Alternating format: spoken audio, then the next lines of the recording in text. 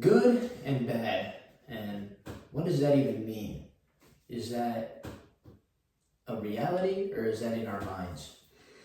I think good and bad doesn't exist. I think it's completely subjective and has nothing to do with anything.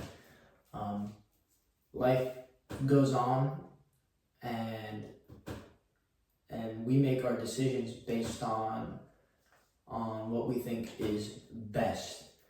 But I think this could be a curse of human beings, and we sort of look at things as good and bad, and we sort of, especially in the moment, really try and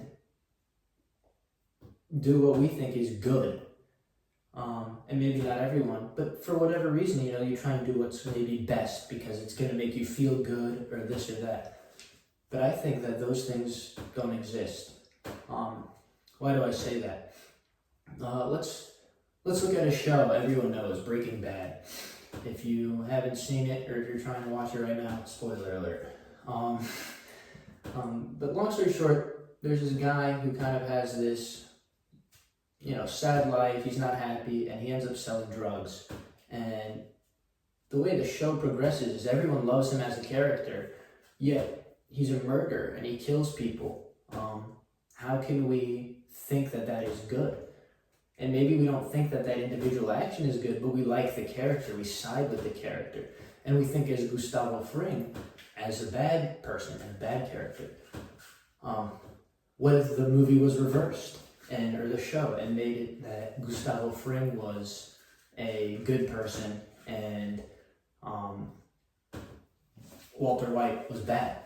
And so ultimately, maybe they're both bad, maybe they're both good. And it's sort of like, how can we have a good versus bad when they're both doing the same thing? And it's all about perspective in that scenario. And that's kind of my point, is perspective is key. And so good and bad actually has nothing to do with reality. Reality just happens, and what you think of it is what causes your perception of life. And so I think it's all a choice and conditioning. A great example of this is dogs, or any animal for that matter. But we have to realize as humans, we're also animals, and we're no different for the most part than a lot of these animals. Other than we probably actually have more emotions, so we think something is more good or more bad, which I don't think is a good way to look at things. But to get back to the dog analogy, we train dogs to do things. The dog has no clue what it's doing. You can teach it to chase its tail, to sit, to go up, to go down, but you can also train it to do unbelievable things, like we have dogs that search for drugs or rescue people, and so why does the dog do these things? You could also train a dog to fight other dogs and do dog fighting and hunt people and hunt animals and whatnot. And why does it do that? And the answer is it has a perception of what's good and bad, because when they do something good, they get a treat. You practically train them with food exclusively. And so they get this feeling of that was good. So they keep doing that thing. And so that's how you can train a dog to do numerous things, and practically anything you want. Obviously not always, but that's the power of perception. You give the dog that perception. And I don't see humans as any different. I don't see how we don't have perceptions on things, and how we can easily have flawed perceptions. You don't have to go too far back, to something everyone knows, the Nazi Party and Hitler. That guy killed tons of people, and he got voted into office. People liked him. People regarded him as a good person, and that's why he won. Yet he did what we would consider terrible things. Another example, Mayans are known to, back in the past, to have human sacrifices, which I think we would all consider bad. But if you did them back then, and who knows, obviously, it's really hard to understand history that far back, but from what we understand is people appreciated these sacrifices. And to us now, all of this is crazy. It's incredibly bad. But I'm sure that the people who did these things, and maybe I'm not sure, I don't know actually, but certainly there have been people who have killed other people and they think they're doing it for a good reason and by the masses. Whether it's a dictator or a regime, whatever it is. And they truly believe what they're doing is for the betterment of society. And in the same way, there's tons of experiments that show how we can condition people to do certain things. And I'm convinced, for example, and this is by no scientific means, but just like I said, I'm convinced that you can teach people that murdering is good in and of itself. And you can reward people for it. And if you imagine you grew up as a baby, and for whatever reason you get rewards for doing crazy things that we would see as bad today, but they would get rewarded for that. Just like the dog, you would consider these to be good things to do because you get rewarded for them. And I don't know, it's interesting because, and this is where, I don't really know the answer.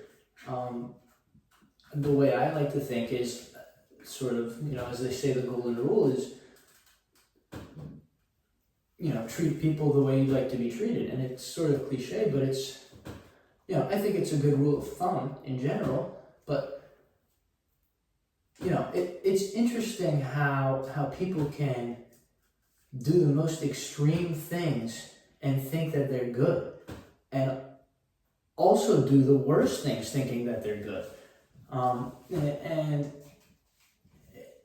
People can make terrible purchases, terrible decisions, blah, blah, blah. But so, my point in all of this is that good and bad has nothing to do with the reality, and it's not an objective thing. It's simply a continuation, and you learn about things. But good and bad on its own is not a real element. And I feel like it's a curse of humanity that we feel like what we're saying is good or bad. And quite literally, we think about everything we do as, is this good? Is this bad? Is this good? Is this bad? And this is sort of the point of this video, is sometimes you just have to do what you want to do. And, maybe, that might be an argument for success, but maybe it's an argument for failure. I don't know. I don't know the answer. But one thing I know for sure is that perception plays a huge role in how we look at the world, and it's a choice, and so I think there are realities presentable to us as humans, and it's our goal to try and find those realities, and not so much look at, is this good, is this bad? And the best way to maybe explain this is sort of, the rain falls and it's bad for the crops, but then a fire comes, and since your land was so wet, the rain ended up being good because your land doesn't catch fire. Or for example, you get into a car crash, the car crash is bad, but you end up having to get drafted for the army, but now you don't have to because you got into a crash. And it's sort of like a little butterfly effect. And my point is, we have no idea, even retrospectively, something can change from good to bad or bad to good. And sometimes good and bad has nothing to do with even what you thought at the time. It could literally be like, even like a good haircut or a good hairstyle. Sometimes someone looks good in something and someone else wears the same thing and doesn't look good in that thing. At least that's what you think. So is the outfit good or bad? Is the hairstyle good or bad? And so ultimately, to end this video, I think it's important to look at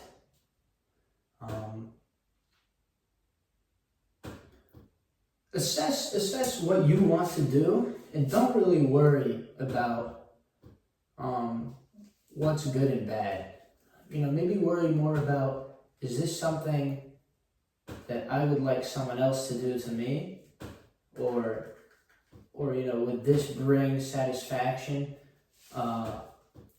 if others did the same thing? Because then probably what you're doing is not that crazy. And sometimes it's better to think about things that way than to worry about whether what you're doing is, positive or negative, or a good decision or a bad decision. Just sort of leave that aside and do you.